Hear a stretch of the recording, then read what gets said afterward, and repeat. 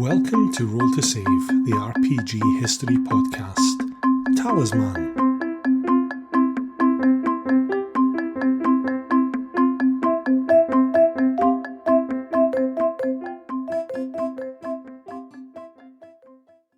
Hello and welcome to another episode of Roll to Save, the RPG History Podcast that has a release schedule that has more in common with a jump scare in a horror movie than anything approaching consistency. Anyway, this episode we're looking at something a bit different, not strictly an RPG, but definitely RPG adjacent, and a game that probably introduced as many people to fantasy gaming as Fighting Fantasy did. I'm talking, of course, about Talisman, the magical quest game. Now, I know what you're thinking, hang on, isn't this supposed to all be about RPGs? Well, yes, but we've done a whole scattershot of episodes before, so come on, consistency is not our strong point.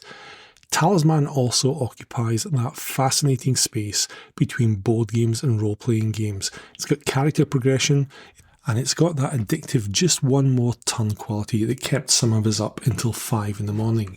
More on that later. Talisman has actually been around for over 40 years, putting its conception right at the beginning of the RPG craze. It's had more resurrections than Freddy Krueger and Jason Voorhees combined, and it survived company takeovers, system rewrites, and a decade where it basically didn't exist, yet somehow people still play it and it keeps coming back. So, grab your dice, pick your favourite character, or if you're like my gaming group, get one dealt to you at random, because otherwise everyone is just going to fight over who gets to be the prophetess. And let's dive into the history of what might be the most enduring, simple fantasy board game ever made.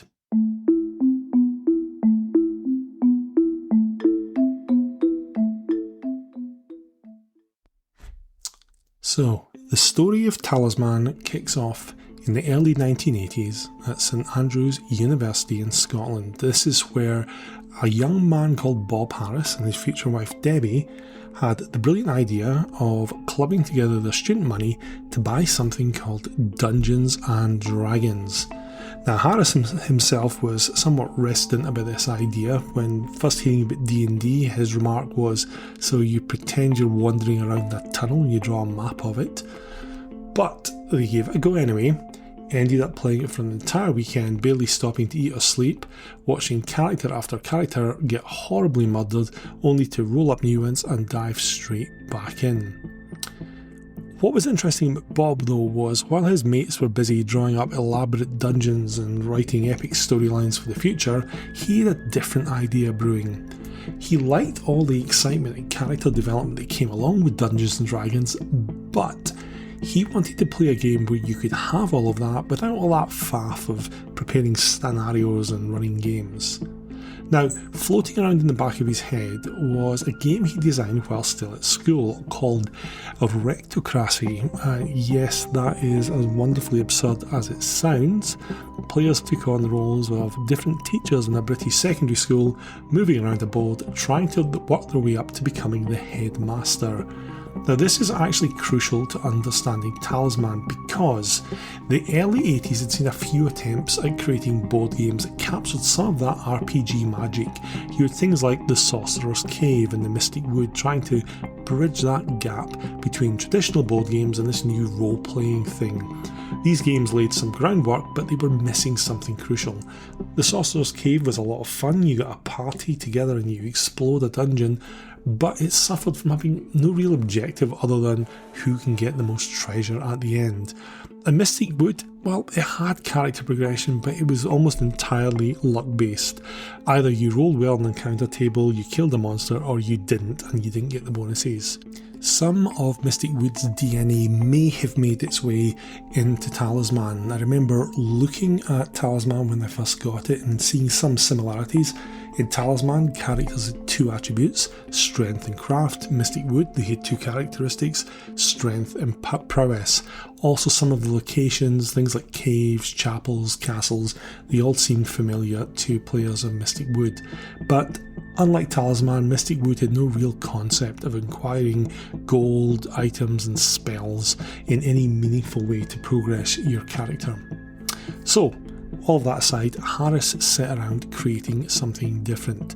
His characters would be interesting as RPG characters because they would each have their own special abilities and moral alignments, good, evil or neutral. They'd have strength for physical prowess and craft for mental and spiritual faculties.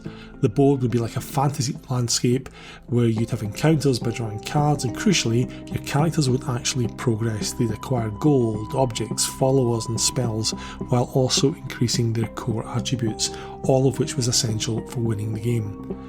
Now, the original version was actually called Necromancer, and instead of trying to reach the Crown of Command, players were racing to get to some evil Necromancer island where they could gain the power to wipe out their opponents. Even in this early version, something magical happened. Now, anyone who's ever played Talisman will recognise that. Harris said in his playgroup that whenever someone was going to be turned into a toad by the roll of a dice, and again, if you've played Talisman, you'll know all about that, apparently everyone would start chanting, "Toad, Toad, Toad, Toad," at the top of their voices. This game was a hit with his university group, and Harris started thinking that maybe this actually had commercial legs. And this was in 1982 when Games Workshop was a really small operation. When you think of the behemoth, the billion-dollar company that is today, back then they were just shy of having actually been selling backgammon sets out the back of a van in London. Harris spotted an advert for them in a gaming magazine, and he sent off his handcrafted prototype. And within a couple of weeks, he found himself down in London having a nice chat with Iain Livingston and Steve Jackson about actually publishing the game. Now, Games Workshop wanted to change the name to Talisman, which it made sense given that the whole game revolved around finding a mystic talisman to enter the final area, but let's be honest, Necromancer is a metal as hell name, and that would have been cool too. Harris also mentioned in an anecdote that he said to Steve and Iain that he designed the game so you could easily add expansion sets if people wanted more content, and apparently everyone had a good laugh at this. Those of you familiar with Talisman will realise that Mr. Harris probably was the one having the last laugh. Anyway, launch day for Talisman was Games Day 1983. Now, in a personal account of this, Harris says apparently he had a massive hangover on that particular day, but it didn't dim his excitement. He was going to see his game brought to life, and indeed Iain Livingston himself handed him the very first box copy of Talisman straight off the production lines. The first edition featured artwork by Gary Chalk, and most of the cards were in black and white. Bizarrely, the game also launched alongside a game that was something designed by Andrew Lloyd Webber about insurance. Clearly that didn't have the same staying power as Talisman. Unfortunately, Talisman actually had a fairly lukewarm review in White Dwarf. That was back in the day before White Dwarf became the corporate shilling bag for Games Workshop that it is, and they were actually giving objective independent reviews, but nonetheless it was embraced somewhat enthusiastically by the gaming community. Here was a game where your character could progress, you could have a fantasy adventure, but you could set it up and play it in an afternoon without needing someone spending weeks prepping a campaign. Anyway, the success of the first edition led to a proper deluxe second edition in 1985. It wasn't a major rules overhaul, but the production values got a massive upgrade. Chalk's black and white artwork was livingly colorised, and the board changed from one big folded sheet to 4 interlocking pieces, which made it much easier to store and much less likely to develop those horrible permanent creases that made your board look like one of your dad's AA roadmaps. But it wasn't just the game components that got the deluxe treatment.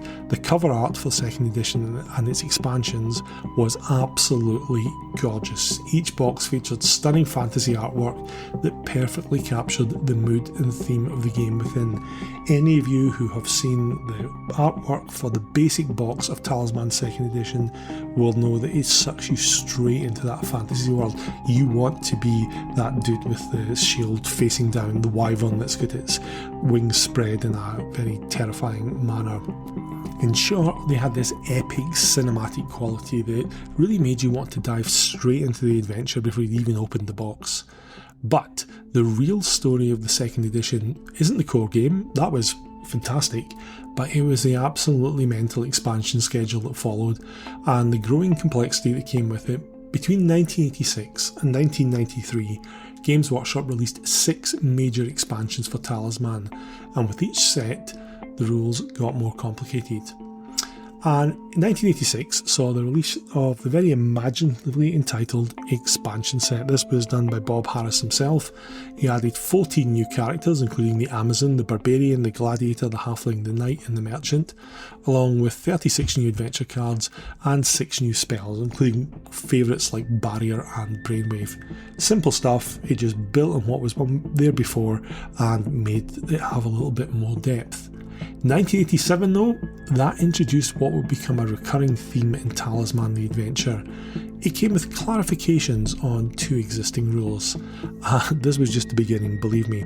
But the adventure added 8 new characters, 37 new adventure cards and 11 new spells. However, more importantly, it introduced 6 alternative ending cards, including the infamous Pandora's Box. More on that in a moment.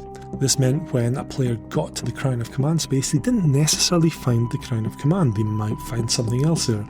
Maybe another magical artifact, maybe a vicious monster waiting to fight them, or maybe even a horrible black void that meant that they lost the game immediately. Interestingly, it wasn't designed by Bob Harris, which probably went a long way to explain some of the complexity that it introduced to the game.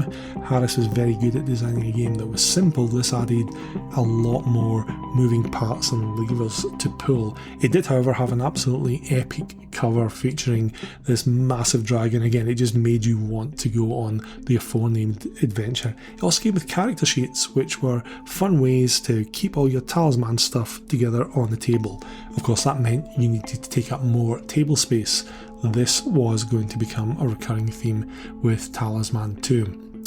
However, it did get good reviews. White Dwarf's reviewer said that Talisman the Adventure was just the thing for those irritatingly smug people who always win at Talisman. I think that was a reference to the horrible Black Void card. In 1987 though, this was where things started to get properly complicated with the dungeon expansion. This expansion came with 3 separate sections in its rules, explaining how the new expansion affected existing gameplay mechanics from the main game and the 2 previous expansions. But that wasn't all. It also included an entirely separate booklet detailing frequently asked questions and rules clarifications for everything released to date. Why? Well, it turned out, as mentioned before, that some of the adventure's mechanics were genuinely confusing. Each of the adventure cards got its own section in the FAQ, but I particularly liked the one for Pandora's Box that basically said, how does this thing actually work? FAQs aside, the dungeon was actually a fairly special expansion. It was designed by Bob Harris himself, and it also came with a separate board. Yes, more table space was needed, but it was this fantastic spirally dungeon that you could move around. There was 36 little encounter cards for the dungeon itself, and you could actually take a shortcut straight to the Crown of Command if you did particularly well in the dungeon. It added a lot to gameplay, completely different tactics, and of course it came with 14 extra characters because obviously we need more at that point. Rave reviews from the trolls at White Dwarf helped ensure sales, and also helped ensure that in 1988 Talisman continued the trend of new boards by introducing the Timescape expansion. This sci-fi themed expansion was designed by Canadian Frank Bork, I hope I'm pronouncing your name correctly, and was loosely based on Warhammer 40,000. It added 8 characters, including the archaeologist, complete with a whip and a fedora, and yes, he looks exactly like you think he does. The astronaut, the cyborg and the space marine. There were 42 Timescape cards included, and it had everything there, including alien artifacts to a mining laser, space marine power armour, and also an anti-grav platform for when you absolutely just need to have a fancy way of carrying all your stuff around. Unlike the main board, spaces on the Timescape board were considered to be these vast separate realities, so characters couldn't encounter each other there. It also had a teleporting mechanic, so when you left one reality, you wouldn't necessarily know which other one you were going to end up in. Hopefully you go back to the main board so you could actually carry on the quest. In 1989, another expansion called The City came along, and that also included, as tradition dictated, sections explaining how the new expansion affected existing gameplay, because at this point, interactions between all those different systems were getting genuinely complex. The City added the Minotaur and the Valkyrie as regular characters, but more importantly, it introduced the concept of master level characters. This was a purely second edition innovation, but it gave you something additional to push for your character, effectively a level up in terms of powers. Now, the City provided 72 new encounter cards, 7 new adventure cards, 20 new purchase cards and 10 new spells, along with, you guessed it, an entirely new city board that replaced that single city space on the main board. The City had its own legal system. It felt kind of harsh. Apparently being penniless was a crime and could see you being arrested by the watch. Basically, you could commit all sorts of crimes and be chased around by cops in the Talisman City. It was great fun. There were 4 master level characters included with the game: the High Mage, the King's Champion, the Master Thief and the Sheriff. Now, the ways of becoming these characters varied wildly, and some were frankly overpowered. The High Mage, for instance, went to the first person who donated any magic item to the Wizards Guild. Those of you who've played Talisman will know that magic items are in an absolute abundance, and that was it. One magic item, you became one of the most powerful characters in the game. Now, a later White Dwarf article introduced some additional master level characters. One of those was the Champion of Chaos, who was stupidly overpowered as the name suggests. However, if you wanted to become him, you had to discard all your followers, all your gold, and basically take a chance on a dice roll. Likewise, the King's Champion, he was chosen by the king himself, who wandered the streets disguised as a beggar. So basically you had to give money to random beggars in the hope that one of them was a king, would recognise your generosity and for some reason then make you his champion. I don't know quite what the king in Talisman was looking for in the champion, but I generally find that philanthropy doesn't necessarily go hand in hand with hand-to-hand combat prowess. Anyway, master level characters were essentially character upgrades. You kept your original character's abilities and you added the new ones on top. Now, you could resign and go back to your original character, usually if you wanted to do another master level character, though some, like the High Mage, were permanent appointments you couldn't lose. However, one thing that the City expansion was controversial for was for significantly increasing game length. In theory, the City added lots of options for letting players get closer to the Crown of Command. In practice, I found that players had an awful lot of fun bumming around in the city and getting cool stuff, and therefore often neglected the main quest. The City probably doubled the length of time for what was an already very time-consuming game. The final expansion came in 1993 for 2nd edition. This was called Dragons, and it had 4 dragon-themed characters and a massive 84 adventure cards focused entirely on dragon encounters, dragon lore and other dragon-related items. If you like dragons, this was an expansion for you. Now, from a personal perspective, I played Talisman 2nd edition a ridiculous amount during my secondary school years, and I had a couple of experiences that perfectly illustrate both the brilliance and the absolute madness of this era of Talisman. The first involves an absolutely epic game against my mate Bill that I'll never forget. I'd managed to get to the Crown of Command and was merrily blasting him with a command spell every turn, slowly draining his lives away. I thought victory was in sight. However, Bill found an artefact. I think it was the wand, though this was a very long time ago and memory isn't what it once was. But the artefact basically meant that he had always had at least one spell.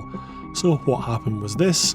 On his turn, he'd simply keep casting spells and drawing new ones until he got to some sort of healing spell that would restore his life. Then my turn would come, I'd blast him again, and then it'd come to his turn and he'd repeat the process. We were both far too stubborn to quit, and this bloody game went on until 5 in the morning because neither of us would back down. That's what teenage boys do. Eventually, he had a couple of turns where he couldn't cast a spell for whatever reason, and this meant he couldn't draw a new one, and I was finally able to kill him off. Brutal doesn't even begin to cover it. The really funny thing about this was a later errata, and I think this was in the City expansion, clarified rules around spellcasting, namely that you could only cast a certain number of spells per turn. So I've got these images of bleary-eyed Talisman players who'd endured similar mammoth games absolutely rejoicing when this clarification came out. The other story that perfectly captures the spirit of 2nd edition Talisman involves the City expansion and the Humble Mule. These faithful creatures previously could carry an unlimited amount of items. They were basically portable warehouses with 4 legs. However, the City changed this, saying that mules could only carry 8 items, which was fair enough. That was a lot of stuff. However, Games Workshop felt the need to clarify that players had to apply common sense to what mules could carry. For example, you can't put a warhorse on top of a mule even though the warhorse is an item. If you think about that for a moment, somewhere in some gaming group, someone had tried to argue that their mule could carry a warhorse, and the mind boggles about what sorts of scenarios prompted that particular clarification being written. I like to imagine there was some sort of heated argument about pack animal logistics that ended with someone storming off to write an angry letter to Games Workshops. Now, another thing that made Special Edition very special was the companion range of metal miniatures that Citadel produced, of course.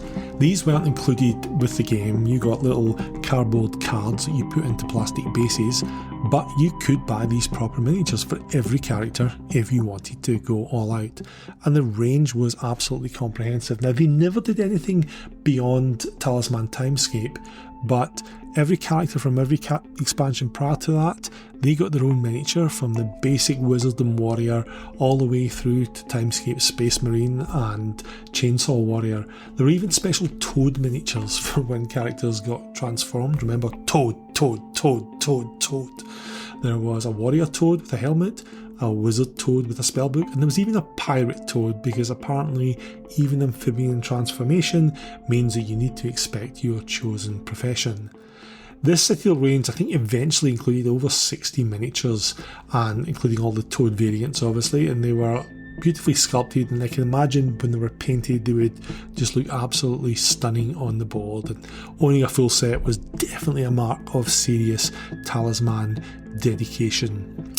Sadly, I never owned them. I desperately wanted all of them. I think it was a Timescape expansion. At the back of the rulebook came with a little picture of all of them, and I thought, God, those look so cool. Never owned them. Anyway, what was remarkable about this period is how each expansion actually felt essential rather than just more stuff. They weren't just throwing more cards at you, each one added genuinely new ways to play, but they were also making the game exponentially more complex, as evidenced by the escalating need for FAQ documents and rules clarifications with every release.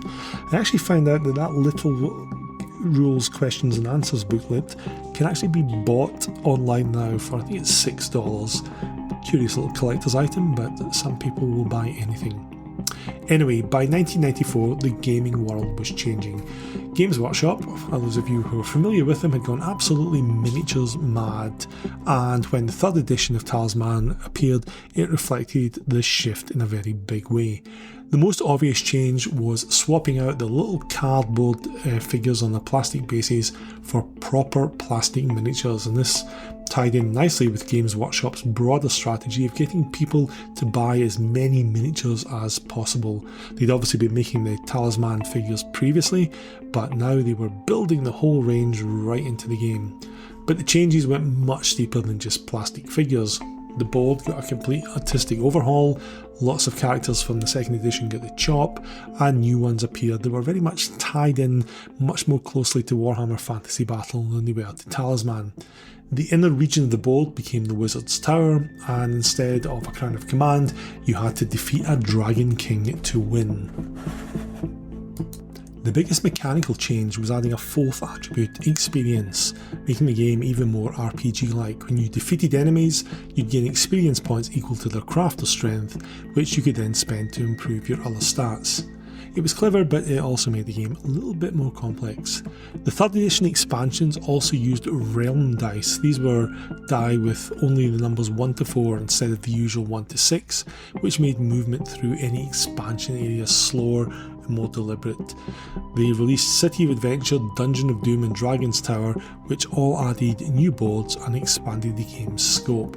Trouble was, 3rd edition never quite captured the magic of its predecessor.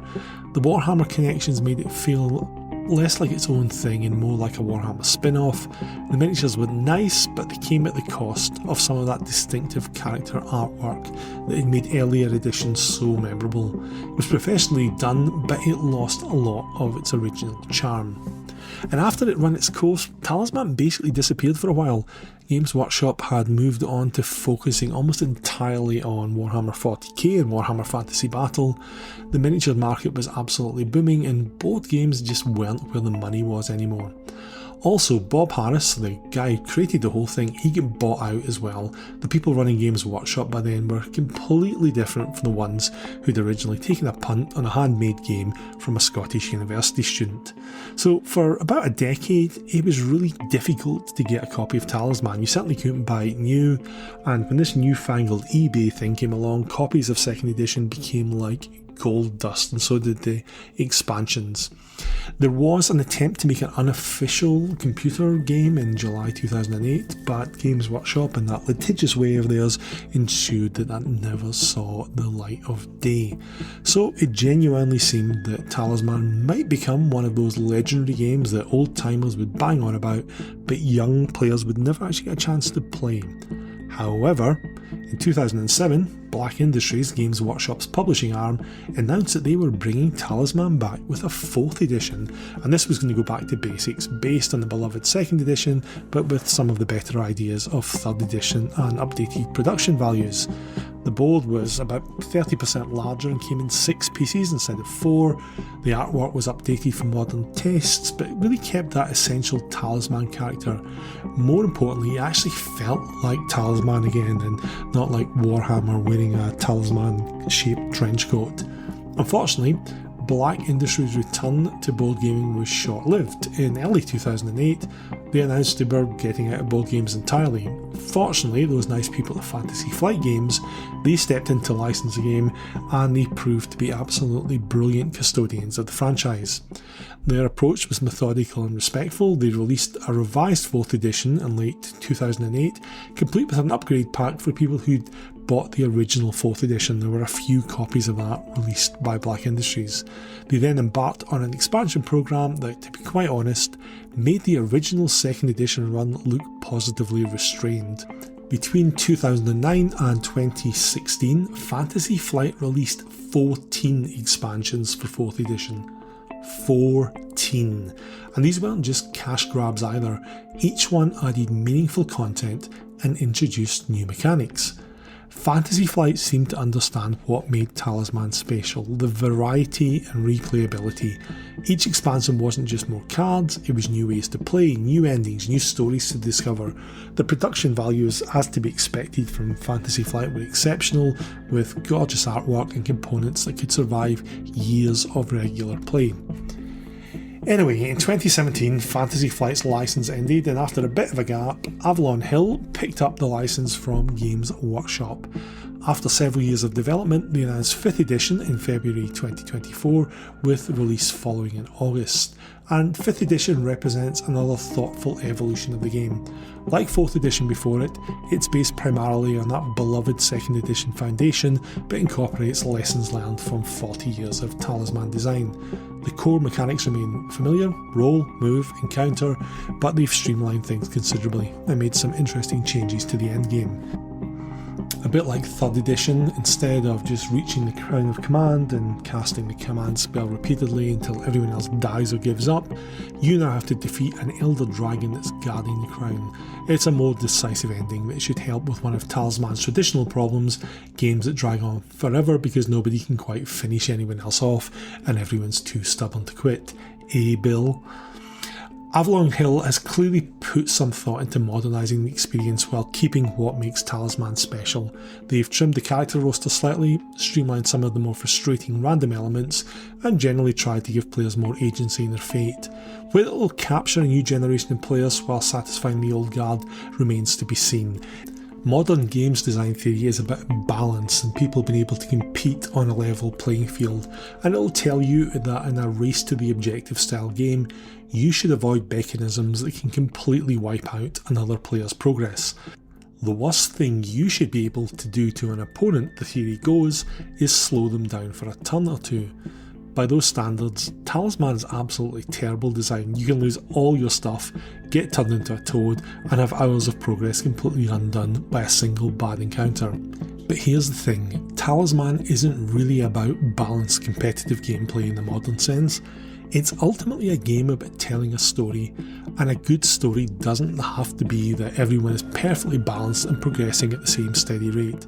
Sometimes the mighty warrior gets beaten up by that goblin, sometimes the wizard gets all his spells wiped, sometimes everyone ends up as toads. Those aren't design flaws, they're features because they create memorable moments and make for great stories. So why has Talisman survived for over 40 years when countless other games have been forgotten? Personally, I reckon it's down to a few key things. Firstly, it's got that perfect just one more turn quality. Every turn offers the possibility of discovery, a powerful spell, a game-changing artifact, a crucial encounter that could completely flip your position. The random nature means no two games ever play out the same way, which is something you can't see about many board games. Secondly, it sits in that sweet spot between complexity and accessibility. You can teach someone to play in about 10 minutes, but working out the optimal strategies, where to venture inward, which encounters to seek out, how to develop your character, that can take years to master, and especially in 2nd edition, with all the expansions, sometimes you're not even going to get there. Thirdly, it's genuinely about stories, not in that forced narrative way that some modern games attempt, but in the organic way that memorable moments just emerge from play. This isn't a game where you get given a card with your character's story on it and then you play the game. Everyone who plays Talisman has their own stories. The time the minstrel somehow made it all the way to the Crown of Command, epic battles with ancient dragons, being turned into a toad just when victory was within reach, sitting up till 5 AM trying to get your friend to concede as you blast him with command spell after command spell after command spell. Fourth, it's endlessly expandable. The basic roll, move and counter structure is simple enough that you can bolt new content onto it without breaking anything. Each expansion adds new stories, new possibilities, new ways for everything to go hilariously wrong. In that period between 3rd edition and 4th edition, a whole fan community sprung up that did just this. They wrote new cards, new adventure cards, new character cards, and they kept the game going. Finally, Talisman doesn't take itself too seriously. It's much more Terry Pratchett than it is J.R.R. Tolkien. Yes, it's about epic fantasy adventure, but it's also about being transformed into a toad by a pissed off sorceress. It's also about having your treasure stolen by a sneaky thief, and it's also about watching the mighty warrior getting beaten up by the lowliest creature in the game because he rolled badly, and these are things that everyone laughs at and talks about later. It's a game that understands that sometimes the best stories are the ones where everything goes wrong in the most entertaining way possible.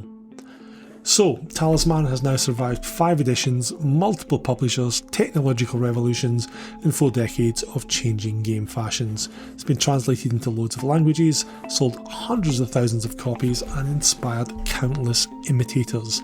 It has also fostered a remarkably dedicated fan community that's kept it alive even during the dark years, as I mentioned before.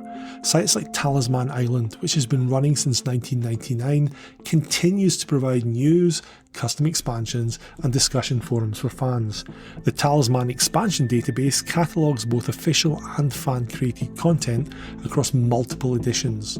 Board Game Geek hosts active communities where players share house rules and custom expansions, and there are countless Facebook groups that keep the conversation growing across social media.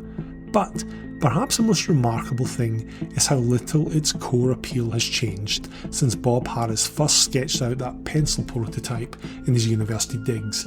It's still about characters going on adventures, facing dangers, growing in power, and ultimately trying to claim the Crown of Command. The mechanics have been refined, the artwork has evolved, and the production values have improved massively, but the essential experience remains the same. In an era of increasingly complex board games with elaborate mechanics and intricate systems, there's something refreshing about Talisman's straightforward approach. Roll the dice, move your character, see what happens. It's gaming distilled to its essence, the thrill of discovery, the tension of risk versus reward, and the joy of watching a story unfold through play. Whether 5th edition will capture a new generation of players remains to be seen, but if history's any guide, Talisman will keep on trucking. After all, some games are just too good to stay dead. And honestly, that's just fine by me. In a world that often takes its games very, very, very seriously indeed, we need something that reminds us that the best adventures are the ones where you might get turned into a toad, but you'll have a brilliant time getting there.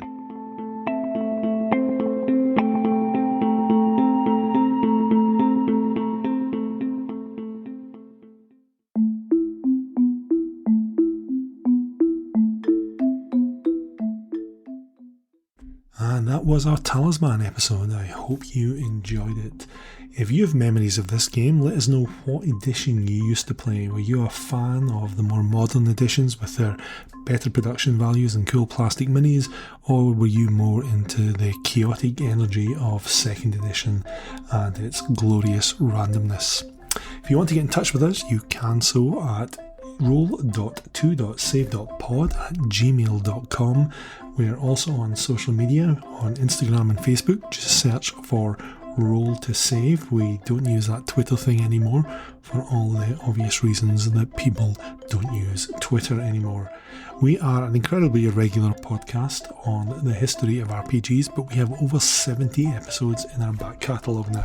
So if you're a new listener and you want to get caught up on what we've released in the past, we've got a whole ton of history episodes, roundtables, interviews, product reviews, actual plays, and other nonsense going on there. Plenty to keep you busy.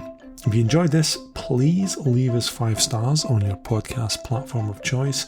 We really appreciate it. It validates our fragile little egos and it encourages us to put out more episodes. Anyway, until next time, may you never be turned into a toad, and may you always avoid the horrible black void.